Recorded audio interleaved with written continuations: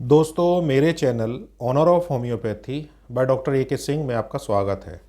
दोस्तों, पिछले वीडियोस के माध्यम से हम लोग जर्मन न्यू मेडिसिन को डिस्कस कर रहे हैं, जिसमें हम लोगों ने जर्मन न्यू मेडिसिन के 5 लॉज में से 3 लॉज को डिस्कस कर लिया है और आज के इस वीडियो के माध्यम से हम लोग 4th और लास्ट 5th लॉ को डिस्कस करेंगे।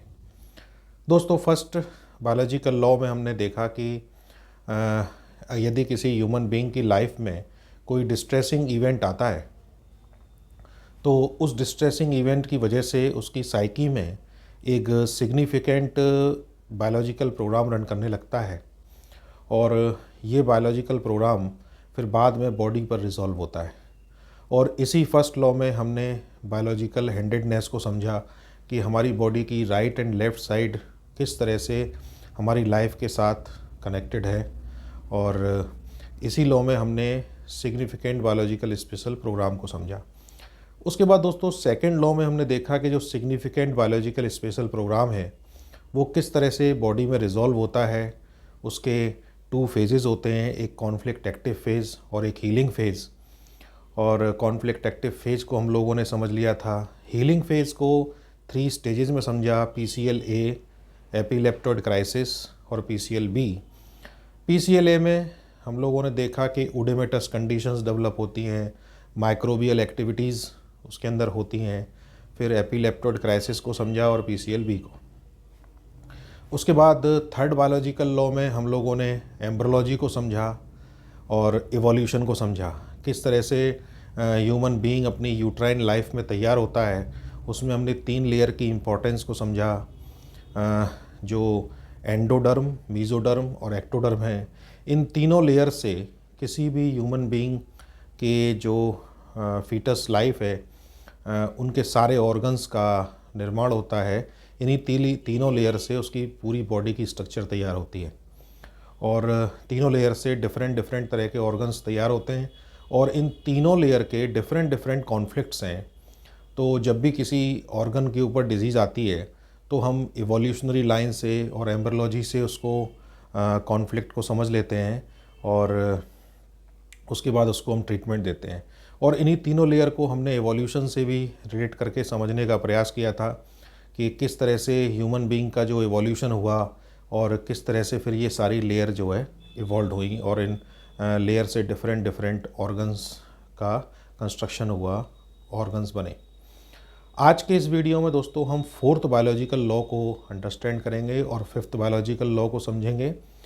4th बायोलॉजिकल लॉ हमको माइक्रोबियल एक्टिविटीज़ जो हीलिंग फेज़ में PCL-A में हुई थी उनके बारे में और डिटेल्स को बताता है।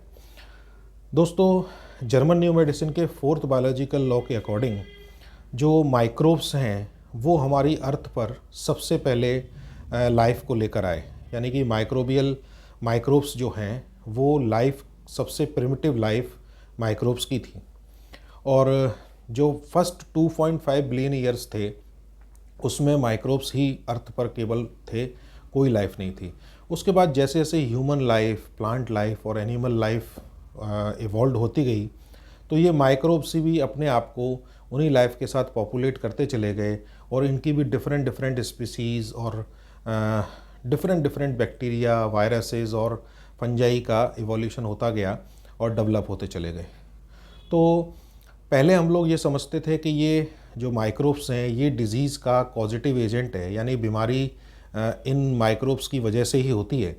लेकिन जर्मन न्यू मेडिसिन बताती है कि ये जो माइक्रोब्स हैं ये हमारी जो साइकी में कोई डिस्ट्रेसिंग इवेंट आया है और उसकी वजह से जो ऑर्गन के ऊपर इम्पैक्ट है उस ऑर्गन को हील करने में, उस साइकी के स्ट्रेस को हील करने में ये माइक्रोबियल एक्टिविटीज़ हेल्प करती हैं।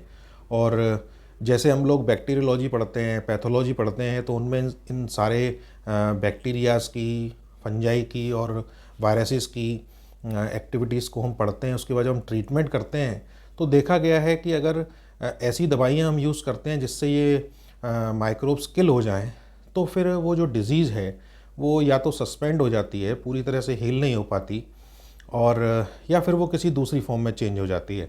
तो कई सारे जैसे हीलिंग प्रोसेस है, कोई इंजरी के बाद अगर पस फॉर्मेशन होता है तो उसका बेसिक इम्पोर्टेंस है कि ये माइक्रोब्स वहाँ पर एक्टिव होते हैं और जो हीलिंग प्रोसेस है उस हीलिंग प्रोसेस में बॉडी जितने प्रोसेस कर रही है, हीलिंग बॉडी जो हील करने का प्रोसेस कर रही है, उसमें जो डेब्रिस बनता है उस डेब्रिस को बाहर निकालने का काम ये करते हैं। तो माइक्रोब्स जो है इस तरह से हीलिंग प्रोसेस में हेल्प करते हैं। उसके बाद दोस्तों ये जो माइक्रोब्स हैं ये पॉपुलेट हुए ग्रेजुअली ह्यूमन लाइफ के साथ, प्लांट लाइफ के साथ और एनिमल लाइफ के साथ, और ये जो है इनका बॉडी में, जो हमारी बॉडी में ये माइक्रोब्स रहते हैं, हेल्दी बैक्टीरियाज़, जैसे हम लोग दही में खाते हैं तो वो हेल्दी बैक्टीरियाज़ होते हैं, तो इनका रेशियो 4:1 का रहता है हमारी बॉडी में।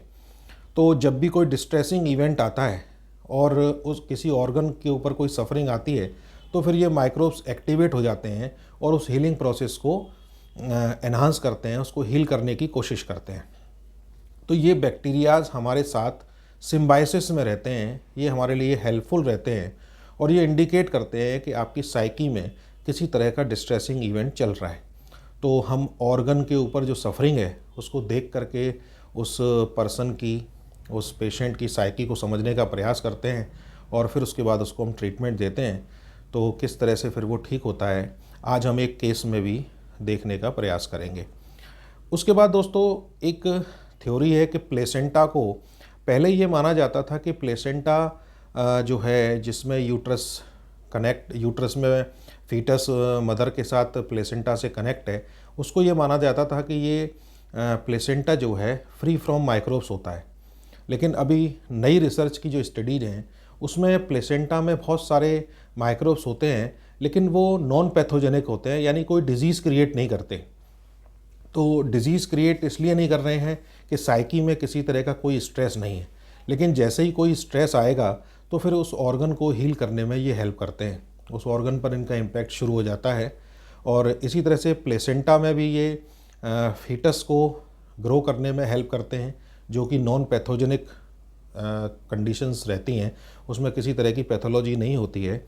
और ये एमनियोटिक फ्लूइड में भी रहते हैं, अम्बिलिकल कॉर्ड में भी आते हैं, और बाद में जब बेबी आ जाता है तो ब्रेस्ट जो मिल्क होता है उससे फीड करता है, उसमें भी माइकोबैक्टीरिया और ट्यूबरकुलर बैक्टीरिया पाए जाते हैं। तो ये बैक्टीरियाज उसमें रहते हैं, लेकिन जैसे कोई डिस्ट्रेसिंग इवेंट आएगा तब ये एक्टिव ऑपरेशन में आते हैं और उस ऑर्गन को हील करते हैं। तो फोर्थ बायोलॉजिकल लॉ हमको बताता है कि जो डिजीज़ हैं वो माइक्रोब्स की वजह से नहीं है, माइक्रोब्स तो उनको हील करने में काम कर रहे हैं। तो माइक्रोब्स डिजीज़ को कॉज नहीं करते, इंस्टेड जो है एक वाइटल रोल प्ले करते हैं उस हीलिंग फेज के लिए, हीलिंग प्रोसेस के लिए। तो हम लोग अगर ऐसी दवाइयों का यूज़ करेंगे जिससे ये बैक्टीरिया किल हो जाएंगे तो फिर वो हीलिंग प्रोसेस डिले हो जाएगा या फिर किसी दूसरी तरह की डिजीज़ पेशेंट में होने की संभावना रहती है। उसके बाद जो कॉन्टेजियस, थ्योरी ऑफ कॉन्टेजियस है कि डिजीज़ आर कॉन्टेजियस, तो जर्मन न्यू मेडिसिन बताती है कि डिजीज़ कॉन्टेजियस नहीं होती हैं, ये बैक्टीरिया, वायरस, फंजाई ये हम लोगों के साथ ही रहते हैं, लेकिन जैसे ही डिस्ट्रेसिंग इवेंट आता है तो ये उस ऑर्गन की हीलिंग के लिए एक्टिव ऑपरेशन में आते हैं। और इसके बाद जैसे कि हम लोगों ने लेयर्स को समझा था कि एंडोडर्म, मीजोडर्म और एक्टोडर्म, तो ये स्पेसिफिक है कि एंडोडर्म से जितने भी ऑर्गन्स ओरिजिनेट हुए हैं, अगर कोई डिस्ट्रेसिंग इवेंट आता है और वो एंडोडर्म को अफेक्ट करते हैं और उनके ऑर्गन को अफेक्ट करते हैं, तो उसमें माइकोबैक्टीरिया और फंजाई ये जो है हीलिंग प्रोसेस को उसमें करते हैं, एनहांस करते हैं, हीलिंग प्रोसेस में हेल्प करते हैं। ट्यूबरकुलर बैक्टीरिया भी इसमें रहते हैं। उसके बाद मीजोडर्म को हम लोगों ने दो लेयर्स में समझा था, ओल्ड मीजोडर्म और न्यू मीजोडर्म। तो जो ओल्ड मीजोडर्म है वो एंडोडर्म के साथ ही रहती है, उसमें ट्यूबरकुलर बैक्टीरिया, माइकोबैक्टीरिया और फंजाई उसकी हीलिंग करते हैं। और जो न्यू मीजोडर्म है उसमें ट्यूबरकुलर बैक्टीरिया को छोड़ करके जितनी भी बैक्टीरियाज की स्पीसीज़ हैं वो उसमें हेल्प करती हैं। तो इस तरह से ये एंडोडर्म को, ओल्ड मीजोडर्म को, न्यू मीजोडर्म को हील करते हैं। उसके बाद जो वायरसेस हैं वो सारे वायरसेस एक्टोडर्म को हील करते हैं। तो जैसा कि हम लोग जानते हैं कि वायरसेस दो वैरायटी के होते हैं, एक डीएनए वायरस और एक आरएनए वायरस। तो जो डीएनए वायरस है वो हमारी बॉडी का जो डीएनए है उसका अगर कोई फ्रेगमेंट अलग हो जाता है और उसके ऊपर प्रोटीन की कोटिंग हो जाती है तो फिर वो एज ए वायरस काम करता है। और आरएनए वायरस भी ऐसे ही है कि हमारी बॉडी का जो आरएनए है वो अगर किसी वजह से ब्रेक हो जाता है तो फिर वो आरएनए उसके ऊपर प्रोटीन की कवरिंग होती है और वो फिर एज ए वायरस और डिजीज़ प्रोड्यूसिंग एजेंट के रूप में काम करता है, जबकि वो उस लेयर को हील करता है। तो अभी नई रिसर्च में आया है कि जो हमारे थॉट्स हैं वो हमारे डीएनए को और आरएनए को ब्रेक करते हैं, डैमेज करते हैं हमारे डीएनए को और आरएनए को, हमारे थॉट्स। तो ये सारी जो लेयर्स हैं, इन लेयर्स से डिफरेंट कॉन्फ्लिक्ट्स हैं और उस ऑर्गन से रिलेटेड भी कॉन्फ्लिक्ट्स हैं। तो हम लोग जब पेशेंट के साथ बैठ कर के बात करते हैं तो एक तो हम कॉन्फ्लिक्ट उसका एवोल्यूशनरी लाइन से देखते हैं, यानी कि वो जो ऑर्गन है उस ऑर्गन का निर्माण किस लेयर से हुआ है और फिर उस लेयर का जो एवोल्यूशनरी कॉन्फ्लिक्ट है वो क्या है और उस ऑर्गन का उस समय की प्रेजेंट स्टेट में उसके साथ क्या कॉन्फ्लिक्ट है। तो आज हम एक केस देखेंगे और उस केस में इन सारे अप्लाई करेंगे, इन रूल्स को अप्लाई करेंगे और देखेंगे कि किस तरह से फिर वो पेशेंट ठीक हुआ। तो ये फोर्थ बायोलॉजिकल लॉ है। फिफ्थ बायोलॉजिकल लॉ दोस्तों ये बताता है कि जितनी भी डिजीज़ हैं, जितना भी हम कहते हैं डिजीज़, तो वो एक सिग्निफिकेंट स्पेशल बायोलॉजिकल प्रोग्राम है नेचर का, जो कि असेस करता है। एक सिग्निफिकेंट बायोलॉजिकल स्पेशल प्रोग्राम है जो उस ऑर्गेनिज्म को असेस करता है ड्यूरिंग अनएक्सपेक्टेड डिस्ट्रेस। उसकी लाइफ में एक अनएक्सपेक्टेड जो डिस्ट्रेस आ गया है, उस डिस्ट्रेस को असेस करने के लिए बॉडी पर इस तरह की एक्टिविटीज़ होती हैं और हीलिंग फेज़ में इस तरह से ये बैक्टीरिया, फंजाई और वायरसेस हीलिंग फेज़ में हेल्प करते हैं। तो हमारे पास जो पेशेंट आता है वो हैंगिंग हीलिंग में आता है, यानी कि उसकी हीलिंग प्रोसेस एपिलेप्टोइड क्राइसिस और PCL-B में नहीं जा रही है। तो वो जो हैंगिंग हीलिंग में आ गया है, अब उसको मेडिसिन की ज़रूरत पड़ती है। तो फिर हम उस कॉन्फ्लिक्ट को देख करके उसको मेडिसिन देते हैं और वो हीलिंग प्रोसेस उसका कंप्लीट हो जाता है और वो कम्प्लीटली हील हो जाता है। तो ये एक पेशेंट का रिव्यू है, इसको आप पहले सुनिए, फिर हम उस पेशेंट की सारी सिचुएशन को डिस्कस करेंगे और उसमें देखेंगे कि हमने किस तरह से उसके लिए रूब्रिक्स लिए और उसकी दवाई को निकाला और फिर वो किस तरह से ठीक हुआ। तो पहले आप पेशेंट का एक रिव्यू सुनिए। बताइए आपकी आँख में क्या प्रॉब्लम हुई थी? मेरी आँख में डॉक्टर साहब प्रॉब्लम ये हुई थी कि आँख में सिर्फ केवल पानी आना स्टार्ट हुआ था।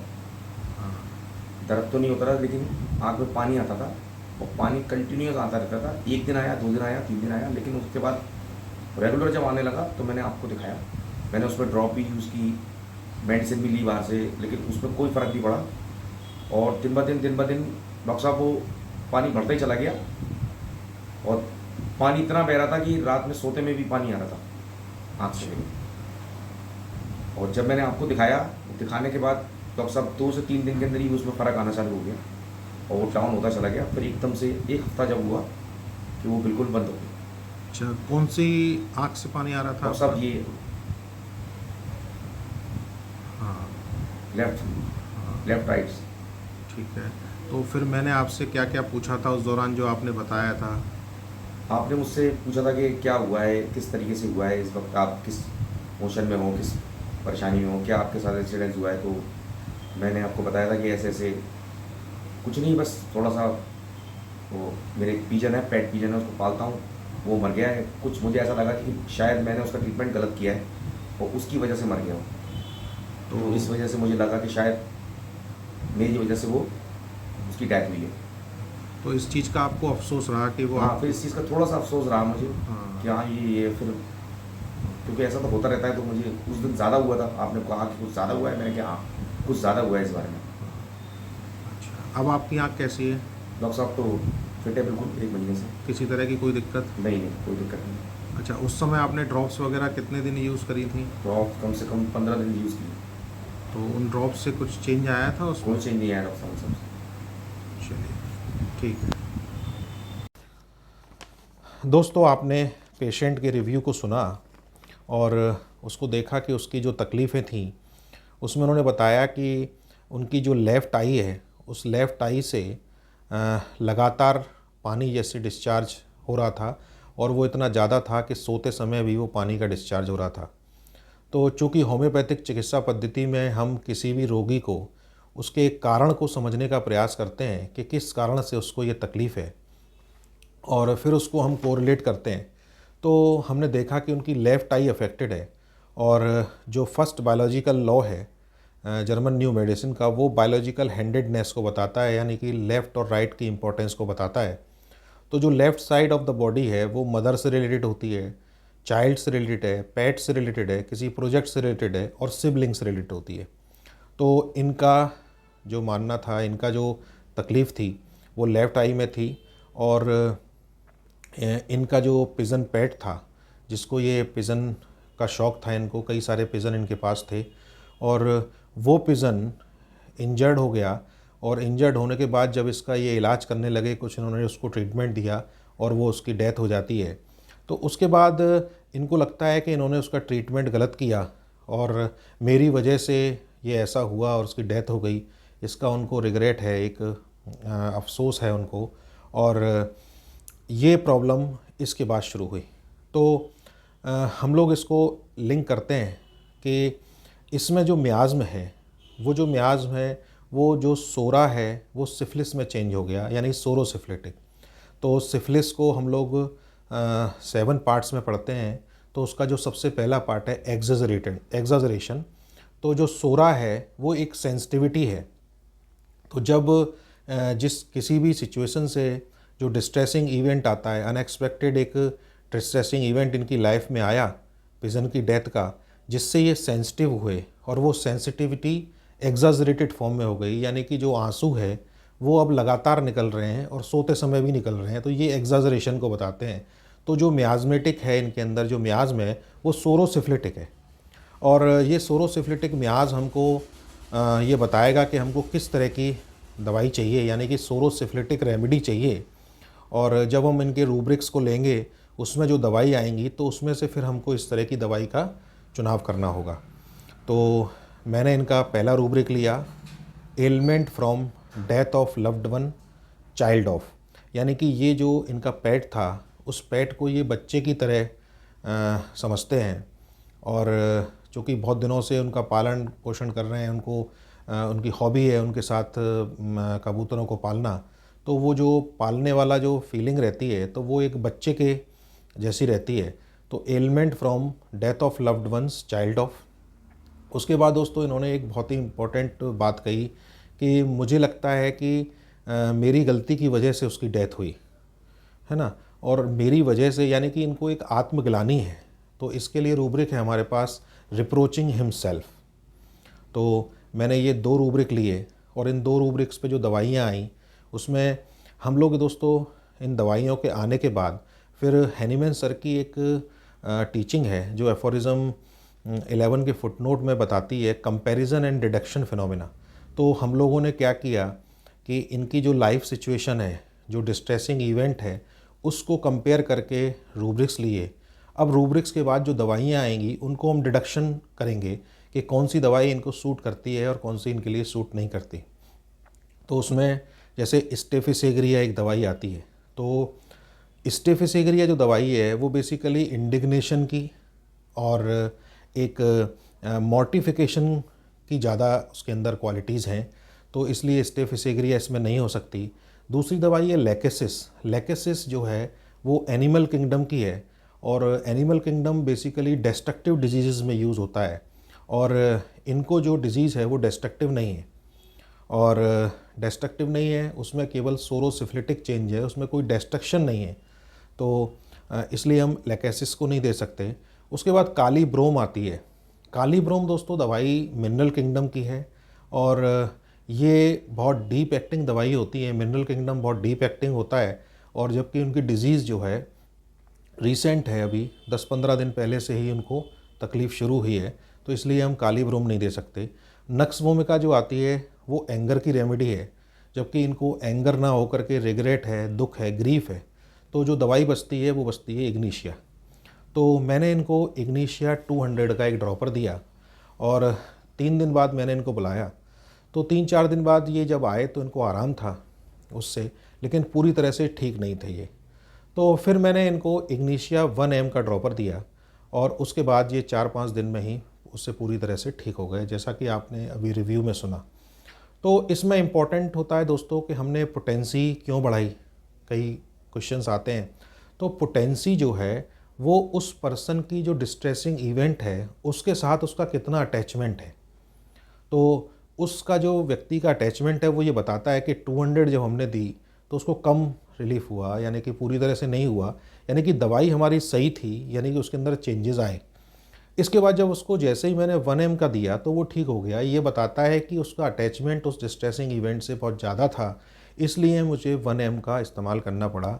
लेकिन ये पोटेंसी का रेज भी हम बाय वे ऑफ एक्सपेरिमेंट ही करते हैं कि पहले हम लो से शुरू होकर के तब हायर साइड में जाते हैं, जैसा कि केंट साहब ने कहा। उसके बाद दोस्तों जैसे कि जो आई में इनका जो अफेक्शन हुआ, तो वो अफेक्शन हुआ इनकी लैक्राइमल ग्लैंड का, जो टीयर ग्लैंड होती है उस ग्लैंड का अफेक्शन हुआ। और हम लोग जानते हैं कि थर्ड बायोलॉजिकल लॉ से हम लोग देख लेते हैं कि ये एंडोडर्म जो लेयर है उससे बनी है, और इसमें जो है वो जो कॉन्फ्लिक्ट आता है, एवोल्यूशनरी कॉन्फ्लिक्ट आता है, मॉर्सल कॉन्फ्लिक्ट।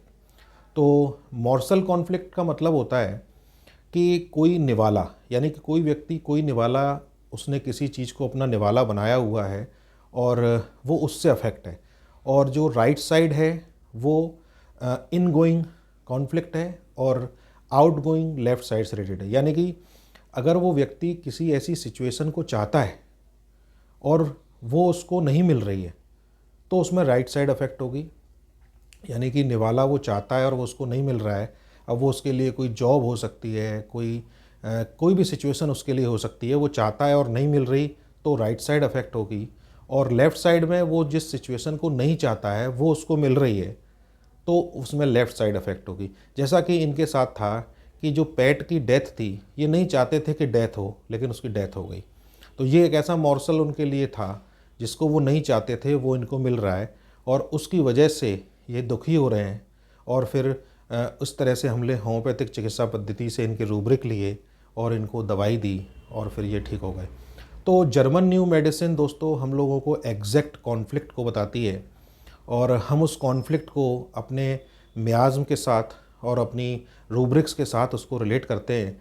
जैसे कि ये जो इनकी सिचुएशन थी, ये गिल्ट की सिचुएशन थी कि उसकी डेथ के बाद ये गिल्ट में चले गए और इग्निशिया ने इनको गिल्ट से निकाल दिया। और दोस्तों जैसा कि हम लोगों ने यूनिवर्सल लॉज को डिस्कस किया था, तो उसमें हमने देखा था कि जो लॉ ऑफ हार्मनी हम लोगों ने समझा और लॉ ऑफ नेचर को समझा था। तो लॉ ऑफ नेचर हमको बताता है कि लाइफ और डेथ का जो फिनोमेना है वो यूनिवर्स के कंट्रोल में है। तो हम लोग सिर्फ एक मीडियम होते हैं, जबकि लाइफ और डेथ यूनिवर्स से कंट्रोल है। तो लेकिन उन्होंने ये समझा कि मुझसे उसकी डेथ हुई है, तो ऐसा हमको नहीं समझना चाहिए। अगर गिल्ट से फ्री रहना है तो लाइफ और डेथ का फिनोमेना यूनिवर्स के कंट्रोल में है, किसी ह्यूमन बीइंग के कंट्रोल में नहीं है। तो अगर हम ऐसा सोचते हैं तो हम गिल्ट में चले जाएंगे, ग्रीफ में चले जाएंगे और कोई भी लोअर इमोशन में हम लोग जा सकते हैं।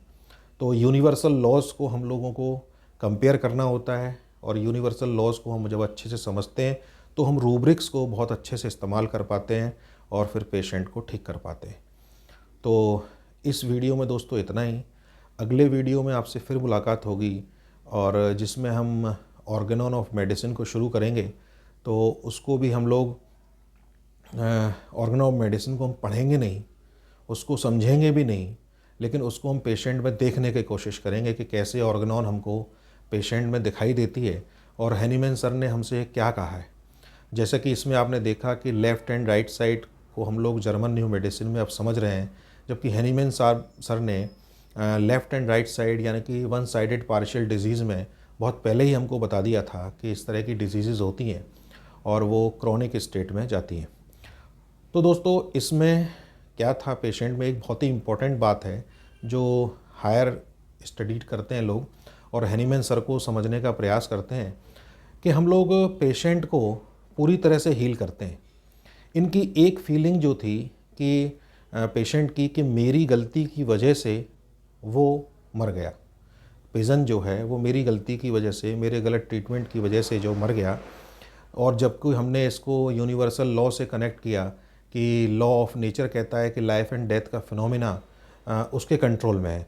तो जो चीज़ यूनिवर्स के कंट्रोल में है और उसको हम अपने कंट्रोल में समझने लगते हैं, अपने लोअर इमोशन से उस पर रिएक्ट करते हैं, तो ये एक डिल्यूसिव स्टेट होती है। अगर इनको सही समय पर इग्निशिया नहीं मिलती और ये कहीं और ट्रीटमेंट लेते रहते, तो फिर इसके बाद इसमें साइकोसिस इंट्रोड्यूस होती, यानी कि सोरोसिफ्लिटिक फेज़ में साइकोसिस इंट्रोड्यूस होती, क्योंकि साइकोसिस जो है वो बचाने का काम करती है। और जब वो साइकोसिस इंट्रोड्यूस होती तो इसमें पस फॉर्मेशन होता और ये डिस्चार्ज जो बहुत वाटरी था ये थिन होता, थोड़ा कम होता, क्योंकि बॉडी डिफेंस में हमेशा बचाने का प्रयास करती है। इतना पानी बहेगा, इतने आंसू बहेंगे तो टीयर ग्लैंड डैमेज हो सकती है, इसलिए वो इसमें बैक्टीरियल एक्टिविटी होती और थिकनिंग होती, यानी साइकोसिस का इसमें इंट्रोड्यूस होता। तो इसमें मैंने इसमें एक रूब्रिक और लिया, delusion crime committed he had, मतलब उनको ये फीलिंग थी कि ये मेरी गलती हुई। तो चूँकि ये पेशेंट को नहीं मालूम होता है कि हम उसको किस तरह से ट्रीटमेंट दे रहे हैं, तो हैनीमैन सर ने हमको बताया कि ये डिजीज़ क्रॉनिक होती हैं। तो अभी चूँकि इसका एक्यूट फेस था तो हमने उसको डील किया, लेकिन जैसे ही मैंने डिल्यूजन क्राइम कमिटेड रूब्रिक लिया तो वो रूब्रिक भी इग्निशिया कवर करती है। इसलिए जो साइकोसिस का इंट्रोड्यूस इनमें होने था वो भी हम लोगों ने ख़त्म कर दिया, वो भी अब सब्स्टिट्यूट हो गया, इग्निशिया ने उसको भी सब्स्टिट्यूट कर दिया और इस तरह से ये टोटली रिकवर हो गए, यानी कि जो इनका रिस्टोरेशन है वो एफोरिज्म 1 के अनुसार हो गया, पूरी तरह से रिस्टोर हो गए। तो जब हम इमोशंस को डीप लेवल से समझ लेते हैं तो हम पेशेंट को फुल्ली रिकवर कर सकते हैं। इसमें एक क्वेश्चन आता है कि अगर इग्निशिया उस रूब्रिक को, उनकी इस फीलिंग को कवर नहीं करती तो उसके लिए फिर हैनीमैन सर ने हमसे कहा है कि फिर हमको उसको एंटीसोरिक ट्रीटमेंट देना होता है, जो कि बहुत जल्दी उसको देना होगा इस फेज़ से रिकवर होने के बाद। तो उस समय अगर इग्निशिया इसको कवर नहीं करती तो फिर हम दूसरी रेमेडी के लिए सोचते और उस समय की जो कंडीशन होती उनके साथ इस रूब्रिक को हम लोग मिलाते। लेकिन इस इग्निशिया ने इनको सोरोसिफ्लिटिक फेज से और साइकोटिक फेज से इनको बचा लिया। तो इस तरह से दोस्तों होम्योपैथिक चिकित्सा पद्धति में हम लोग इलाज करते हैं और मियाज़्म की जो थ्योरी है वो हम लोगों को हाईली एडवांस कर देती है किसी भी तरह की ट्रीटमेंट को करने के लिए। और जब हम मियाज़मेटिक ट्रीटमेंट हैनीमैन सर के अकॉर्डिंग उसको ट्रीटमेंट देते हैं तो फिर वो जो पर्सन है वो परमानेंटली क्योर हो जाता है, प्रॉपरली ठीक हो जाता है। तो इस वीडियो में दोस्तों इतना ही। अगले वीडियो में हम ऑर्गेनोन को शुरू करेंगे और ऑर्गेनोन को अच्छे से पेशेंट में देखने का प्रयास करेंगे। तब तक के लिए धन्यवाद।